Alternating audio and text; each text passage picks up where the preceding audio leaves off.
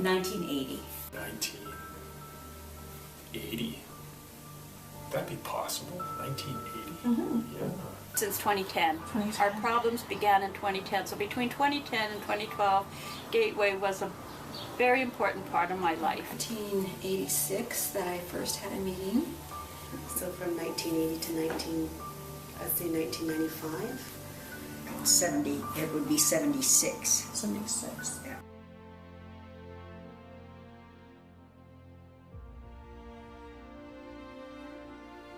The difficult part is fighting for the same things that the other two daughters get automatically that he didn't get. The So public that's- didn't think at that time it was their moral obligation, but the separate school board was the first group. And they sat there and they said that it's a moral obligation that they fund everybody equal. They couldn't separate them. So at that point, that was the toehold that Gateway had in the education system. I got to some of the meetings that we had at the school and discovered that I wasn't alone in feeling this way, that there were a number of parents that were beginning feeling, they were questioning why we had to go to a private school. So that group of parents sort of got together and started talking about what we should do.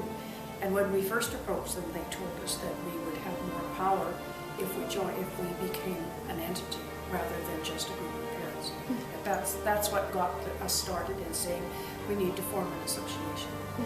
And we formed a society. Gateway kept evolving, and as it's evolved again, it's something very different than it was when we started it.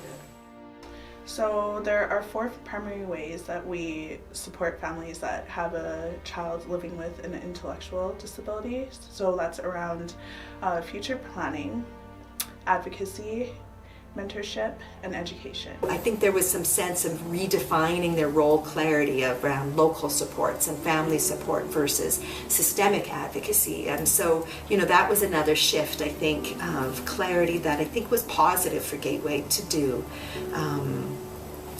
So really building that family support piece, and then now looking more around employment and doing some real intentional work in employment, which is so exciting. Gateway provides a lot of different services to job seekers and employers through our employment program. A lot of time and research is spent learning about the job seekers, learning about careers and different positions, so that we can find the best fit for job seekers and employers. We base it on skills and abilities and interests, personalities, special circumstances, and a lot of other factors, including finding those best matched employers. We offer supports to help job seekers build confidence and leadership skills. We teach people how to job search and to best work with Gateway in this process, interview and communication and problem solving skills, and the list goes on depending on their needs. There's a trickle effect that happens when people get employed. They finally start to feel or to see what it feels like to belong. They feel valued, they find their voice, they make friends, start doing the things that most of us take for granted. I'm shy. I'm not often very I'm very nervous a lot of the time. The big thing for me is anxiety. Anxiety for me is a big problem when it comes to job seeking and job finding because